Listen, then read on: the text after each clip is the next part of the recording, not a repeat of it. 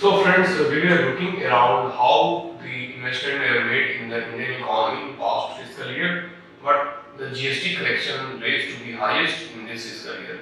So what is GST? GST is Goods and Services Tax.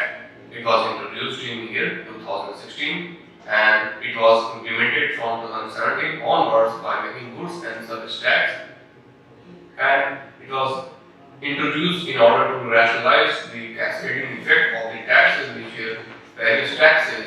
So it encompasses the CGST, Central GST collected by Union, and SGST and Union Territory GST in terms of 5%, 12%, 18% and 28%, and it was asked in UPSC 2016 or 17 perhaps. So GST collection increased due to the rapid economic recovery in post-pandemic situation. जैसे जैसे pandemic situation खत्म होती गई, economy saw a V-shaped recovery. It leads to high GST collection, and it was also increased due to catching of the GST evaders and failures. जो भी GST evaders थे, जो GST को तोड़ने की कोशिश कर रहे थे, जो टैक्स की चोरी कर रहे थे, फेक बिल्स डिपॉजिट कर रहे थे, उन सबको गवर्नमेंट एजेंसीज ने, इनकम टैक्स डिपार्टमेंट ने कैच किया. So there was a nationwide drive against GST evaders and fake bill payments, which makes the rise in GST collection.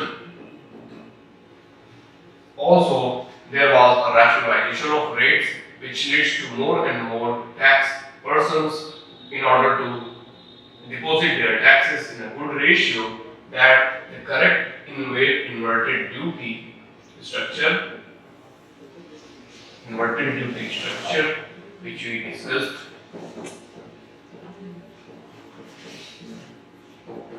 So earlier, the duties were levied by the government of India in various programs, which made the people to go away from the duty and try to theft and hide their duties. So as the duties were rationalized under GST, the more and more duty were deposited under the inverted duty structure, which leads to liberalized duty under the government of India norms. Okay, so हम याद रखेंगे these three factors for high GST recovery. First was rapid economic recovery during post-pandemic. Second, nationwide drive against GST evaders, and third was rationalized measures and correct inverted duty measures, which provided for the development of more and more taxpayers to include in the tax system and pay their taxes on time under GST. So this was a huge benefit of GST, and it was around 30% of the total tax collected under this fiscal year after wave 2 of pandemic. Now we see growth in major direct and indirect taxes. So there is a slab of taxes which we saw 90.4%, which is from November 2021, April to November 2021. Corporation taxes reduced to 22.5% from April to November 2021, again 47.2%, and reduced to 39.2%. Taxes on income and corporate taxes, that is corporation tax for corporates. And again the customs tax, which was 99.5%, reduced to 65.6%. Union excise duties from 23% to 82%, so it was on rise. And gross GST to the center, which was reduced from 36.5% to 14.1%. So it is reduced. Remember influence. So what this trend shows that there is certain rise in certain taxes, but there is certain decline in certain taxes, and which is very important. That is GST, customs, and union excise duty, which is highest in the rise, 82.0%. Now, non-net capital receipts, the receipts which do not make any asset or liabilities are called as non-net capital receipts, and it includes recovery of loans as well as disinvestment receipts. So it includes disinvestment receipts as well as loans. Now the budget 2021-22 has envisaged population of 1.75 lakh crores of disinvestment proceeds, and the total expenditure of the government increased by 8.8% during April to November 2021 and stood at 59.6%. So expenditure stood at 59.6%, and the disinvestment increased to 1.75 lakh. Revenue expenditure has grown by 8.2% during the first 8 months, and over the same period increased to 2021. Now, non-interest revenue expenditure grew by 4.6%. Remember it, 4.6% तक ये rise किया है. Now, we see that there is again a trend in rise of the expenditure. We see it was 4.6% in terms of April to November, and again rise to 6.0% in April to November 2021.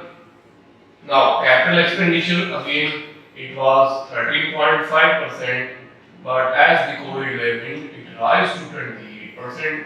It shows a good symbol of rise.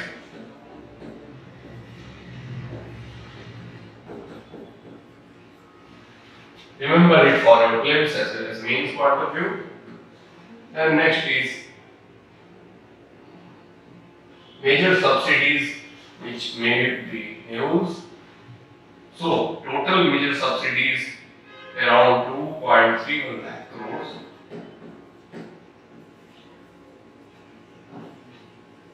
And the food subsidy included to be 1.64 lakh crore. The fertilizer subsidy 0.65 lakh crores, and the petroleum subsidy 1342 crore.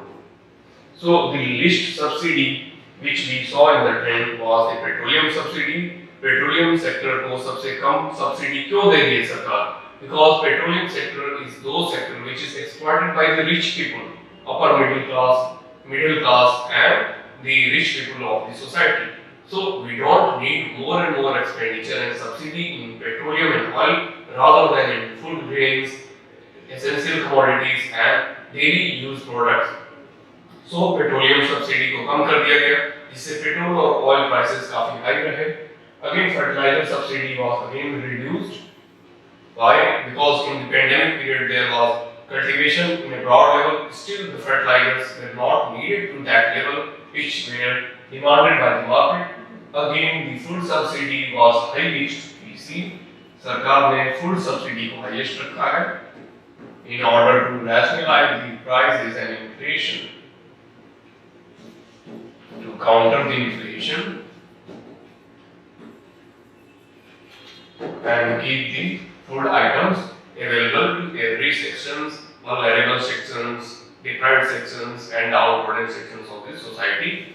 तो उसके लिए food subsidy highest रखी गई है 1.64 lakh crores. Next is the taxes as percent of the GDP. So how these taxes in budget estimate, provisional actual, corporation tax are increasing. So we saw the trend in a different parameter, a ladder-based trend in taxes which are various in level. So it comprises of budget estimate, PA, that is provisional actual, CIT, corporation tax, tax on income other than corporation tax, UED, union excise duty, GST, goods and service tax.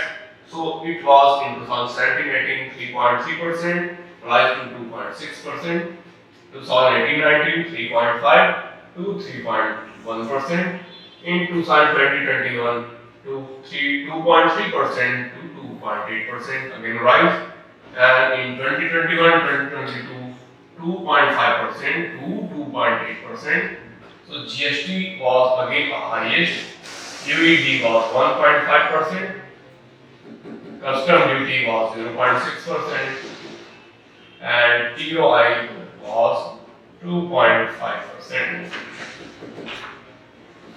Remember, GST is highest. UED, that is Union Excise Duty,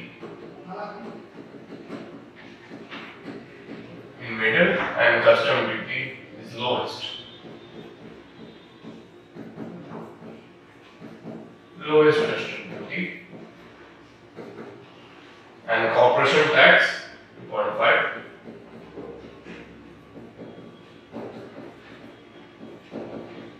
Okay, custom duty 0.6. Remember this data for your prelims as well as mains, which comprises of IAS investment.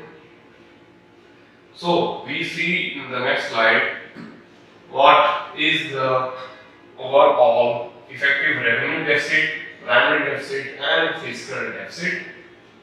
So this is effective revenue deficit of 4.1%, 6.8% is fiscal deficit, and 3.1% is primary deficit.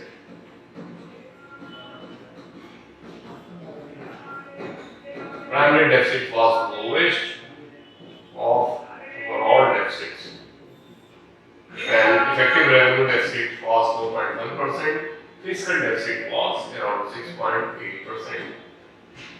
Now we see there is a trend in the fiscal deficit, effective revenue deficit, and primary deficit. Why this is so? Because of the consumption pattern of various sectors of the society, as well as the tax collected by goods and services on excise duty, net import and exports, and other taxes. So remember this for your prelims as well as mains. Trend in receipts. What are the trend in receipts? It is non-debt receipts tax.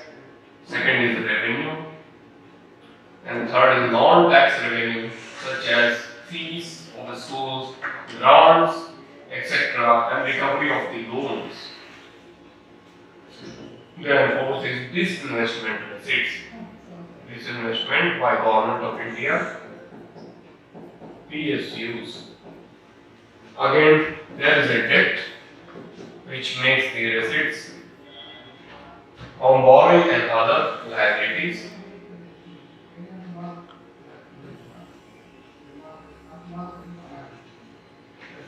Borrowing and other liabilities. Okay, which makes the debt.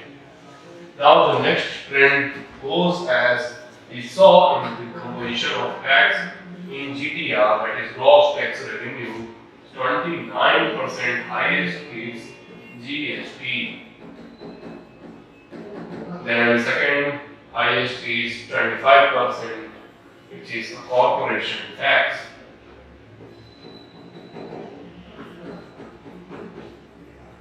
Corporation tax. And third is 25%, which is taxes on income other than corporation tax. And corporation tax. And the next is 15% Union Excise Duty, UED, 15% excise duty on imports and exports, 6% of custom duty.